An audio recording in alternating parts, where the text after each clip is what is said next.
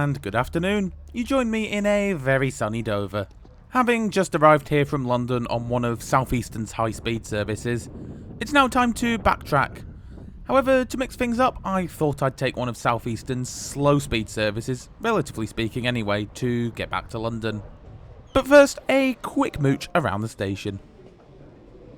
Located a 25-minute walk from the docks, Dover Priory is just about as basic as it gets, really. The only outlet of any kind that I could find here was this small pumpkin cafe. However, there is also a pub just across the road, which I must say sounds absolutely bliss on a day like today, but I don't have the time for that, unfortunately. And that really is just about it for the station. Time to head across to Platform 2 to await the arrival of our train. In addition to the Southeastern mainline services, like the one we're taking, and the high-speed services, Dover Priory also sees service to London Victoria via the Chatham Main Line. All services to and from Dover are operated by Southeastern, who are one of the gradually increasing number of train operators to be run by the government-owned operator of Last Resort. The service we'll be catching today, by the way, is the 2 PM departure to London Charing Cross, which will be taking as far as its penultimate stop of Waterloo East.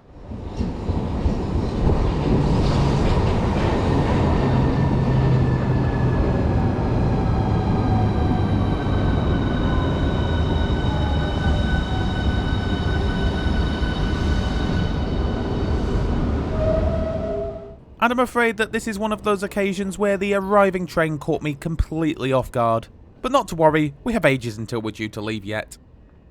Southeastern mainline services tend to be operated using these Class 375s. These are one of the earliest versions of Bombardier's now very popular Electrostar trains, having first entered service in 2000.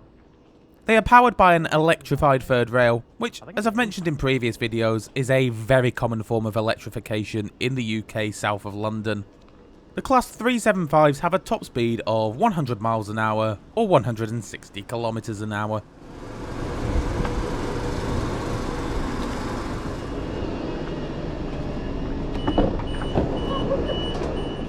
All seating is standard or second class, most of which is laid out in a 2+3 configuration.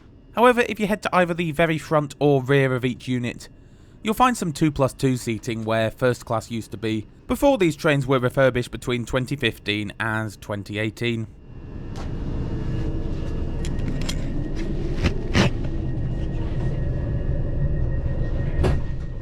That said though, even back here legroom is still very tight. As a matter of fact, tighter than everyone's favourite low-cost airline, Ryanair.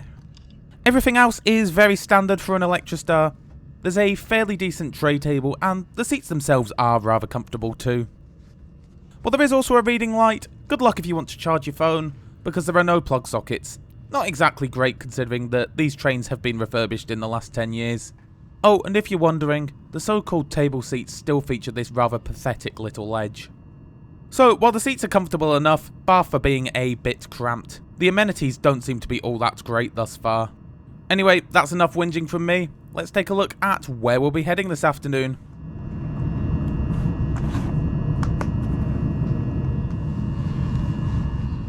Initially, we'll follow the same route as the high-speed services, parting ways with them at Ashford, before continuing up the Southeastern Main Line via Sevenoaks and London Bridge to Waterloo East. Scheduled travel time is 1 hour and 44 minutes, and will see us covering a distance of around 76 miles, or 123 kilometres. And we depart Dover bang on 2 o'clock.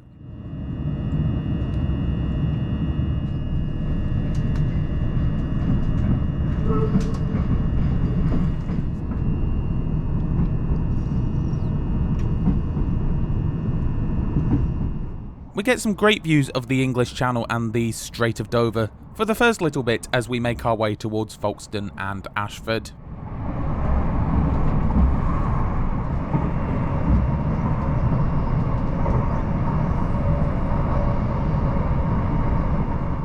We first make a couple of stops in Folkestone.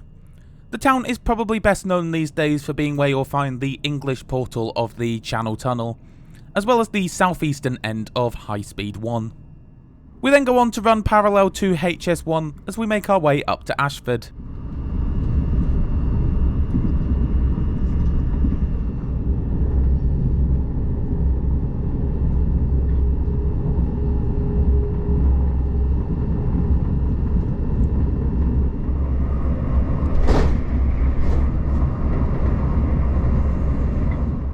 Right, let's see what else these trains have to offer. As I touched on earlier, it's mainly 2+3 seating that you'll find on these trains. While certainly not the best for comfort, it does kind of make sense, as I imagine that these trains get very busy at peak times. In one of the 2 middle coaches, you'll find spaces for wheelchair users and people of reduced mobility. If, like me, you find yourself on a service where multiple units have been coupled together, then it is possible to move between the 2 through this gangway, which would otherwise make up part of the driver's cab. The front unit was very similar to the rear one, although it did have a lot more of the medium density seating.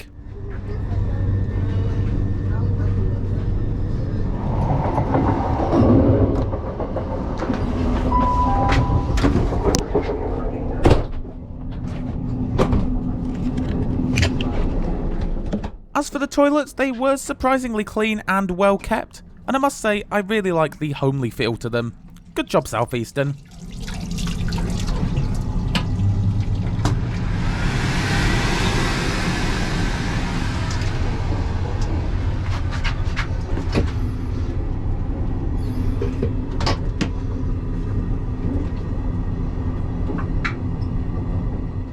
As for the high density seats, bar being a lot less comfortable, they're very similar to their 2+2 counterparts, albeit a lot more compact.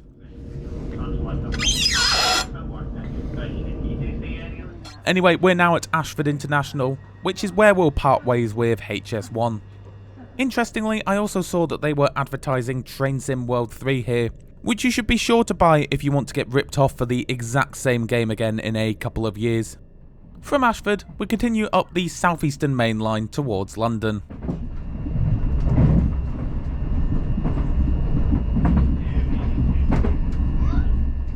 By the way, I nearly forgot, but this train is Wi-Fi enabled. These sorts of speeds are hardly anything to write home about these days, but still better than a lot of trains are.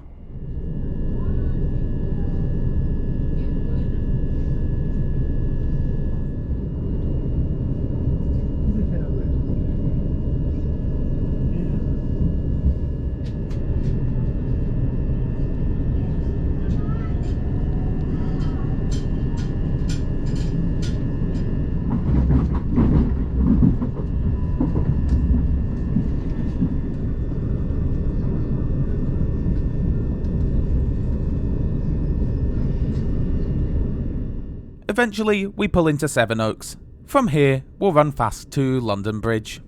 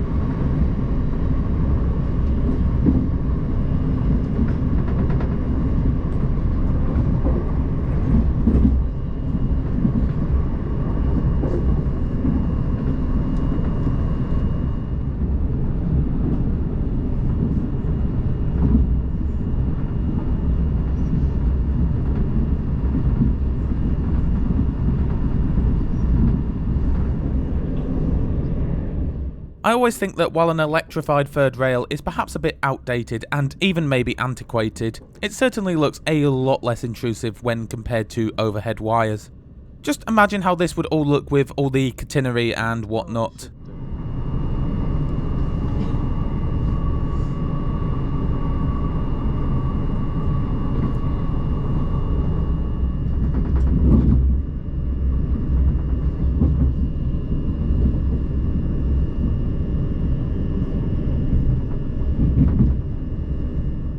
Just over 20 minutes after leaving Sevenoaks, we arrive into London Bridge.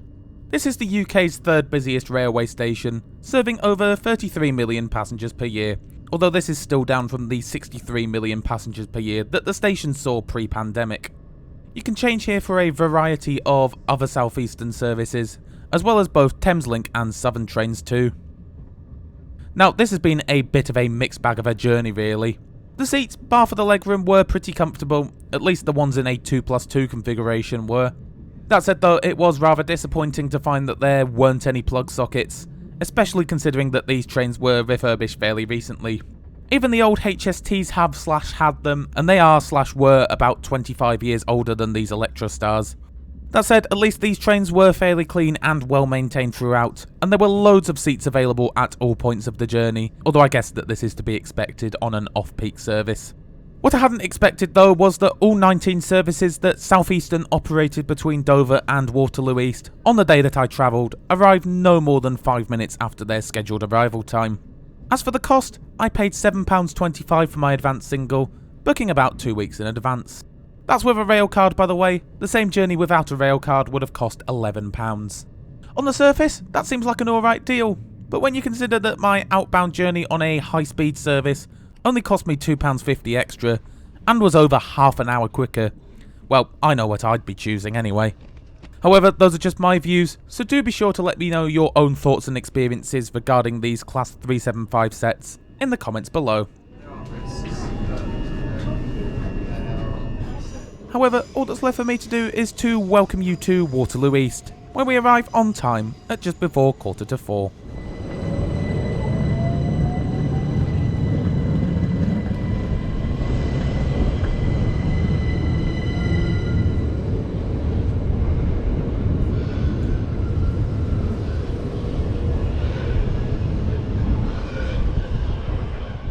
Right, that's all from me this week. I do hope you enjoyed the video. If you did, be sure to give it a like, comment and subscribe to the channel, as all of them help me out immensely.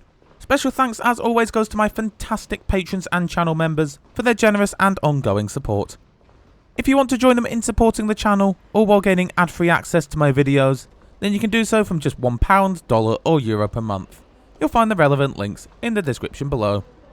With that though, thanks a lot for watching, and I'll see you all next Friday.